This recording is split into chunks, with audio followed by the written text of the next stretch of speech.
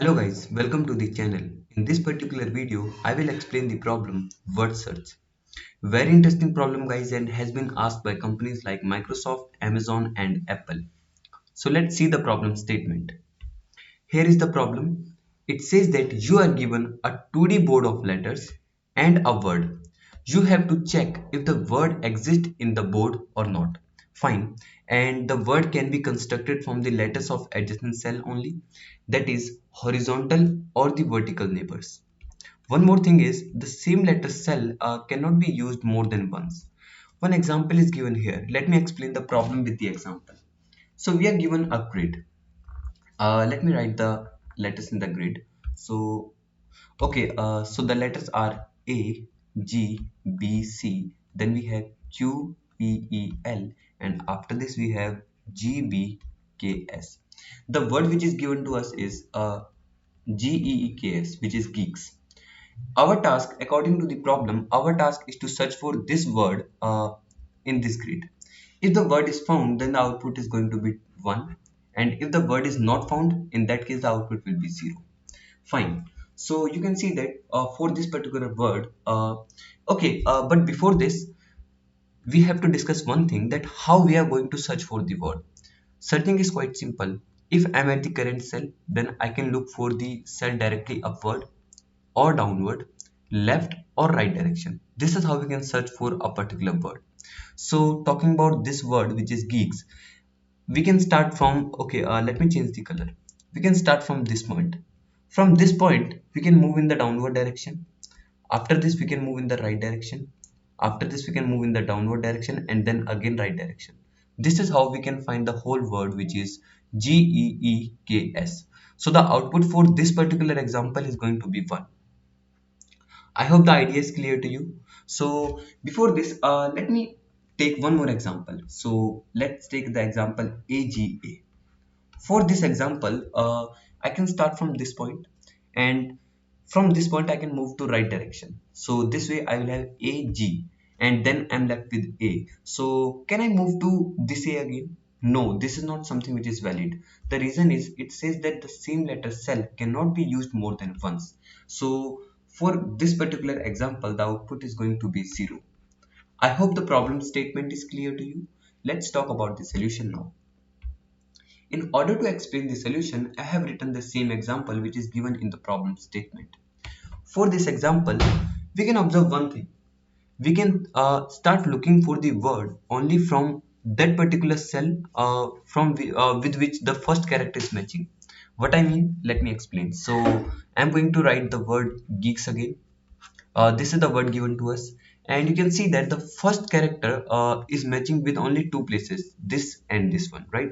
So I can start searching for the whole word from these two places. Can we implement this? Let me write. So I can traverse the whole grid. I'll write for I equals to 0 and I smaller than n, then I plus plus.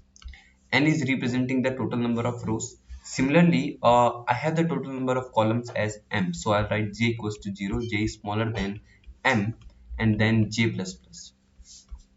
This way I can traverse the whole grid, and in the grid I will check if my uh, grid of ij is equal to, so if my grid of ij is not equal to, let me remove this. If my grid of ij is equal to the first character of the word, so I'll write word of 0. Only in that case I'm going to search for the whole word, because there is no sense of checking this particular condition, right? So once we know that the first word is matching, from that point we can start the searching. So I'll write if my solve, I will have a solve function which is going to search, and if this function returns true, in that case I can say that the word is found, right? So I'll return true. And if this whole iteration is completed and the word is not found, so in that case I'll return false. This is how we can approach the problem. This is the first step. So I'm going to store this step somewhere. Let me select all this and I'm going to store this somewhere. So let me store this thing here, right? Okay, now let's talk about this solve function, because this is the most important function which is going to search for the whole word, right? This solve function is basically going to check in all the direction for the word. How? Let's say I have this solve function. This solve function contains three parameters. I will explain every parameter. So what is this ij? This ij is basically going to point any cell in this particular grid. You know that whenever we have a 2D grid, then we need two pointer to point to any cell, right? What is this p? This p is basically point like every letter in the given word, right? And once we can point every letter, so we are going to check if my like current cell character is equal to the current character at position p. How? Let me start from this g. Once we have this position, so I can check this g and this like letter at the pointer p are equal, right? So I can move this pointer here and I can move to any of these direction. Let's say I move to this direction. So when I move to this direction, at this point again I will check the same thing, whether the character at I, J and the P are equal or not. If they are equal, then I can again perform like searching in all the direction. Okay, so let's say I come to this point. After this, at this point you can see that I have B, and when I come to this point, then I have E here. So these two are not matching, right? So in that case I have to return. So I'll write one condition here. If my board, okay, I have taken grid here, right? So I'll write grid. If my grid of ij, if my grid of ij is not equal to the word of P, this is how we are going to check. In that case we have to return false. This means that this GEB is not matching with like GEE, so there is no sense of checking further, right? Even instead we can do like GE, then we will try to move here, and you can see that then this E and this E will be matching. After this we will move here and this pointer will move here. Each time you can see that the pointer is increasing, P becomes P plus 1, and I is like I and J are basically moving in all the direction. So this is like, let me change the color first. This is like we have four options. The first is solve in upward direction. How to change the direction? Let's say I'm at current position I and J. So moving upward means that I minus 1 and J. Why? Because this I is representing the row. So if we have like the current row as I, so this will be I minus 1 row and this will be I plus 1 row, right? And moving downward similarly means I plus 1, I plus 1 and J, right? And what about the left and right? So if we have a grid and we have the current column as J, so moving to left means J minus 1 and moving to right means J plus 1. So I'll write I and J plus J minus 1 here for the left and I and J plus 1 for the right. This is how we can move to all the direction. Let's write it here. So I have I minus 1 and J. Then we have P plus 1. I have already explained what P plus 1 means, right? And similarly, I have four directions, right? So I plus 1 and J, then we have P plus 1. Then we have solve like I and J minus 1, then P plus 1 again. And then we have solve like I and J plus 1 and then P plus 1, right? Fine. So this is how we can try out all the direction. And if any direction, let me write option 1, option 2, option 3 and option 4. So if I'm able to find the word in any of the direction, in that case I have to return true, right? And you can see that these like this function is going to return whether true or false, because we have made it boolean type, so it will be kind of boolean. And this function is going to give me four boolean values, and I have to return the or of all these values because I want my output to be true if anyone returns true. So I'll return like option 1 or option 2 or option 3 or option 4. This is what we can do, right? Fine. So question is when to stop. When to stop.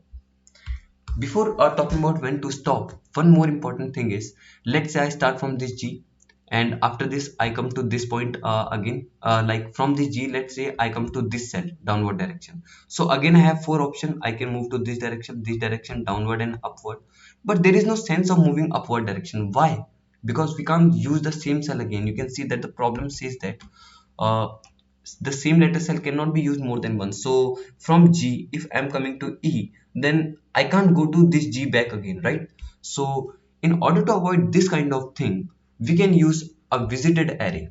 So whenever we come go to any cell, we have to visit that cell. So I'll write visit of ij equals to true. Once we have visited, so each time we will check whether it is not, whether it is visited, visited. If it is visited, then we are going to return false. So I have to write this thing if okay, but before checking visited, the thing that we need to write is if visited. If visited, in that case I have to return false, right? And before checking visited, we have to check one more thing, that are I and J valid? This is a question. Like, let's say I'm at this particular cell. At this cell, you can see that this is not a valid cell, right? So I and J, I need to check valid IJ and visited. Like if I and J are valid, if I and J are not valid, in that case it is going to return false. And the last condition is if my P, you can see that the word given to us is geeks. I'm starting from this position as P. After this, I will move here, then here, then here, and then here, right? And then I will come to this point. When I come to this point, there is no word, there is no letter to check. This means that I have found the whole word successfully. So in that case, I have to return true. If my P has become word dot length, in that case, I can return true. This is how the whole function looks like, right? This is the function. One more thing that is left is a valid function. So how to check whether it is valid or not?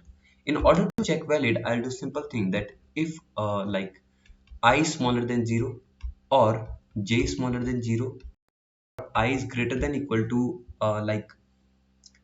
okay, so if I is greater than equal to n or j is greater than equal to m, in that case I can return false. In else case, if these conditions are not true, in that case I can simply return true. This is what the valid function is. I hope the whole idea is clear to you. This is how we can solve this problem. So now what I'll do is I'm just going to show you the code. Let me show you the code. So here is the code. You can see that on the left hand side I have the Java code, and on the right hand side I have the C++ code. I have written the Python code as well.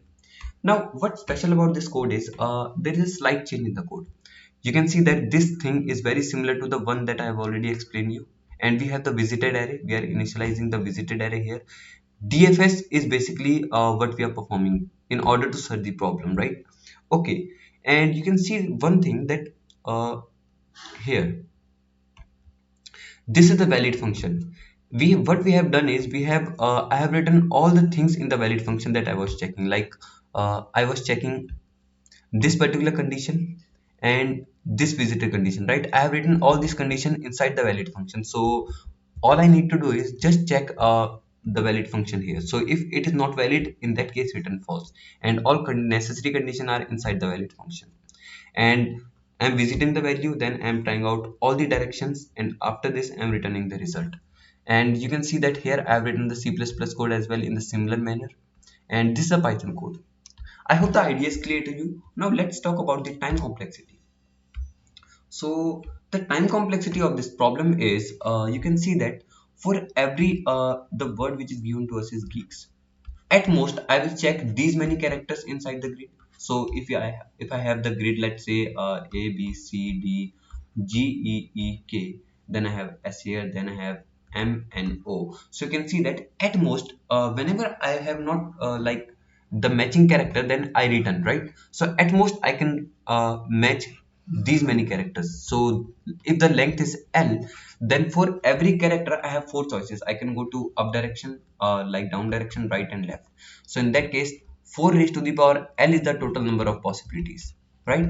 And along with this I'm traversing the whole grid, and inside this I'm performing the search. So the total complexity will be similar to n cross m cross 4 raised to the power L. So this is the time complexity of this problem. Talking about the space complexity, so we are only using, you can see that the stack space. So the stack space is again going to be 4 raised to the power L, something similar to this one, right? So this is how we can solve this problem. I hope you guys like the explanation. If you guys like the explanation, then you can hit the like button and subscribe the channel. Thank you.